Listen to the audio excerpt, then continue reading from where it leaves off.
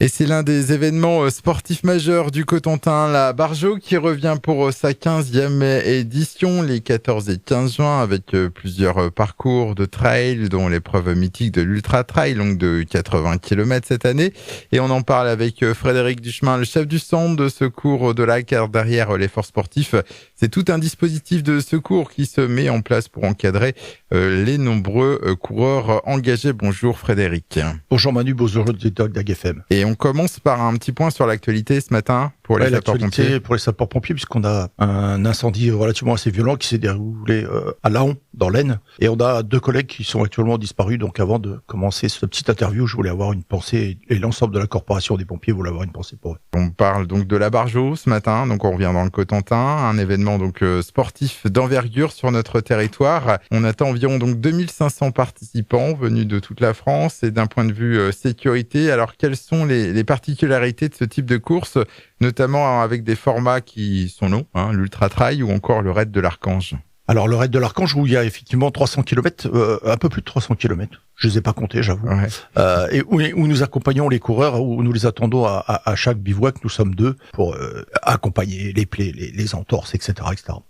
Et puis on a aussi la Barjo, les 4 épreuves de la Barjo qui vont débuter dès samedi soir, où là, effectivement, c'est un dispositif de sécurité particulier, puisque on se déplace en même temps que les coureurs. C'est-à-dire qu'on a des secouristes qui arrivent au départ.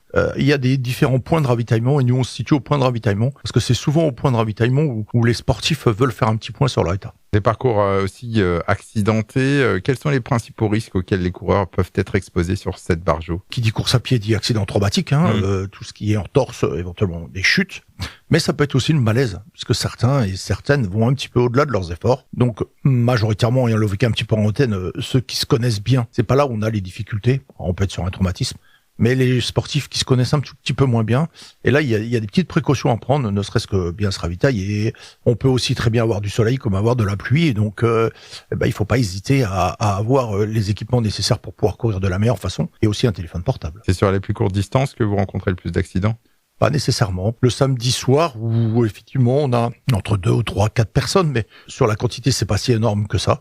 On est monté jusqu'à 100 personnes qui sont arrivées à se présenter à notre poste de secours, donc ça commence à faire un petit peu. Alors quel est le dispositif de secours mis en place durant la Barjo? Alors ça concerne pas uniquement le centre de secours de l'Ague, ce sont tous les pompiers de la Manche qui se mobilisent? Au travers de l'Union départementale des sapeurs-pompiers de la Manche, puisque avec Franck et Alain, on est partenaires depuis ces 15 ans là, et c'est des gens qui sont sapeurs-pompiers traditionnellement, qui là vont donner de leur temps au profit d'une association qui est donc la Barjo, pour nos orphelins et pupilles de sapeurs-pompiers de France. Et là, on va avoir 25 à 30 bénévoles, des gens qui vont prendre leur dimanche, et pour certains, à partir du jeudi soir, pour pouvoir accompagner le mieux possible cette Barjo. Et vous serez disposés tout au long du parcours, donc.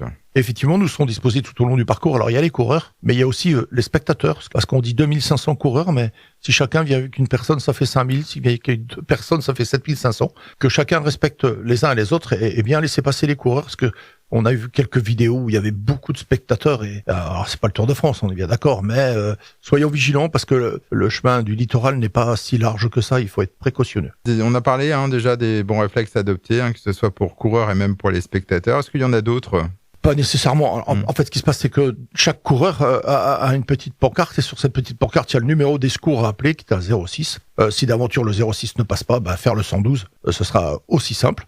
On veut d'abord aller en fonction de la situation, si c'est une entorse ou quelque chose qui semble pas grave. Nous, on a un dispositif qui est là pour se projeter, justement pour limiter à ce que les sapeurs-pompiers se déplacent, alors que nous, on est en capacité de le faire, et de faire un retour vers notre poste de secours pour faire un point de situation.